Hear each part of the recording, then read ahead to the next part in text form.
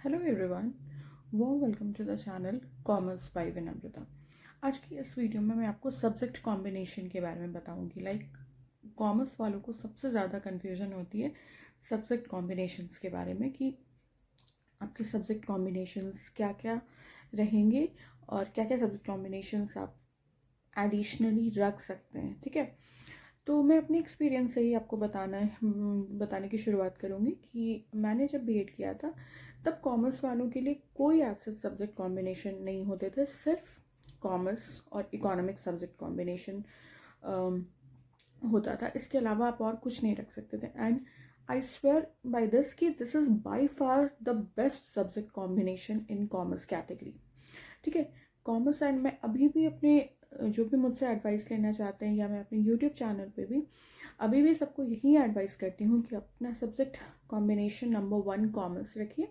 Commerce के अंदर आप कुछ भी पढ़ा सकते हैं, लाइक अकाउंट्स और बीएसटी दोनों, जिसमें अगर आपको मैथ्स पसंद नहीं है तो अकाउंट्स पढ़ा लीजिए, सॉरी मैथ्स पसंद नहीं है तो बीएसटी पढ़ा लीजिए, और अगर थ्योरी पेपर्स पढ़ाना पसंद नहीं है तो अकाउंट्स पढ़ा लीजिए, या दोनों भी आप पढ़ा सकते हैं अगर आपका स्कूल आपको देता है तो।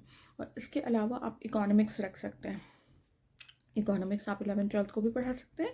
एंड इकोनॉमिक्स में इसलिए भी रखने बोलती हूँ बिकॉज आप इकोनॉमिक्स आपको 9th-10th को भी पढ़ाना होगा, क्योंकि 9th-10th में इकोनॉमिक्स अलग हो जाता है एसएसटी से, तो वहाँ भी आपको पढ़ाना होगा। मैंने भी पढ़ाया था 9th-10th को इकोनॉमिक्स।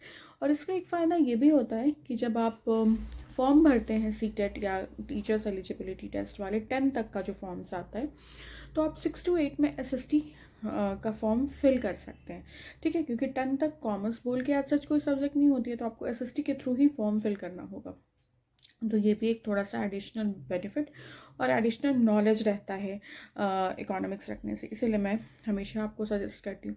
बट अगर इन केस आपको इकोनॉमिक्स नहीं मिलता है या आपके कॉलेज के पास अवेलेबिलिटी नहीं है सब्जेक्ट की, तो इकोनॉमिक्स के अलावा आप कौन कौन से सब्जेक्ट्स रख सकते हैं। देखिए, सबसे पहले मैं क्लियर करना चाहूँगी कि अगर आप ग्रेजुएट हैं तो आप 10 तक को ही पढ़ा पाएंगे, आपको 11th-12th नहीं मिलेगा अगर आप बीकॉम करके बीएड करके जा रहे हैं पढ़ाने तो। बट अगर आप मास्टर्स हैं तो आप 11th-12th को बहुत आराम से पढ़ा सकते हैं। तो कॉमर्स के साथ और क्या क्या सब्जेक्ट कॉम्बिनेशंस बनते हैं कॉमर्स के साथ, इकोनॉमिक्स के अलावा बता रही हूँ बिकॉज इकोनॉमिक्स तो मैंने रखने हर समय आपको बोला है। तो इकोनॉमिक्स के अलावा जो आपका सब्जेक्ट कॉम्बिनेशन बनता है वो एसएसटी है। एसएसटी आप जूनियर क्लासेस को पढ़ा सकते हैं, जहाँ पे हिस्ट्री, सिविक्स, ज्योग्राफी, इकोनॉमिक्स अलग अलग बाइफर्केट नहीं होता है, सारा एक ही बुक में होता है, जो एनसीईआरटी की बुक आती है, जिसमें सारा कुछ चैप्टर्स हिस्ट्री के, कुछ सिविक्स के, कुछ ज्योग्राफी के, कुछ इकोनॉमिक्स के ऐसे होते हैं। वो आप पढ़ा सकते हैं जूनियर क्लासेस को, लाइक 6 to 8 तक या 6-7 को पढ़ा सकते हैं। या अगर आपको और जूनियर क्लासेस मिलता है तो वहाँ पे भी आप एसएसटी पढ़ा सकते हैं। तो एक आपका सब्जेक्ट कॉम्बिनेशन एसएसटी बन जाएगा। दूसरा आपका सब्जेक्ट कॉम्बिनेशन मैथ्स भी बन जाता है। मैथ्स भी आपको मिलता है जूनियर क्लासेस में पढ़ाने में, बिकॉज ऑफ द कैलकुलेशन वाला पार्ट की, इसमें स्टैटिस्टिक्स वगैरह है एंड अकाउंट्स में बहुत सारा कैलकुलेशन है, तो आप मैथ्स भी पढ़ा सकते हैं। ठीक है, एक आपका कंप्यूटर भी बनता है कॉम्बिनेशन, अगर आपके कॉलेज के पास अवेलेबिलिटी है तो, बिकॉज कुछ पार्ट्स आप कंप्यूटर का भी पढ़ते हैं तो कब वो भी कॉम्बिनेशन बनता है। 12th में भी बहुत लोगों का कंप्यूटर होता है, या फिर अकाउंट्स में भी एक चैप्टर है कंप्यूटर का से रिलेटेड, कंप्यूटर बेस्ड करके, तो वो आप कंप्यूटर पढ़ा सकते हैं।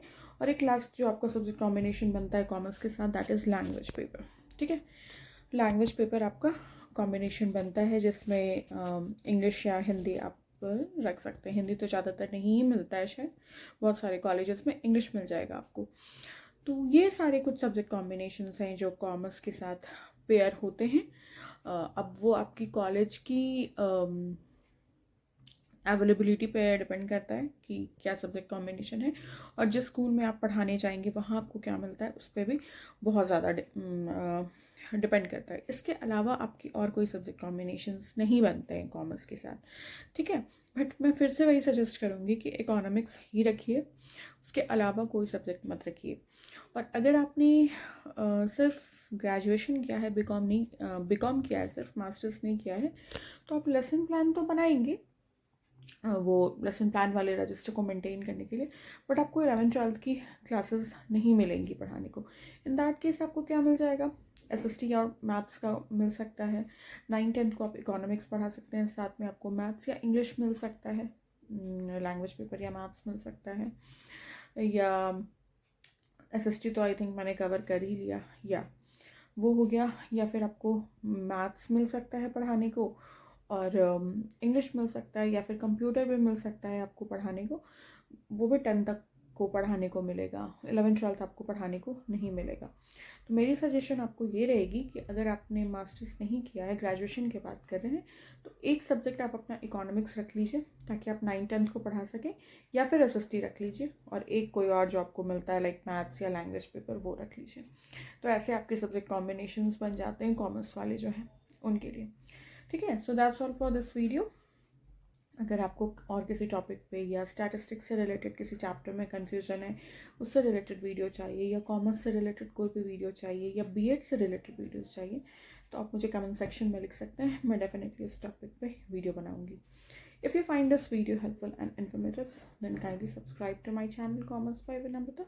Also like, comment and share on my videos. Thank you so much for stopping by and watching this video. Take care and bye-bye.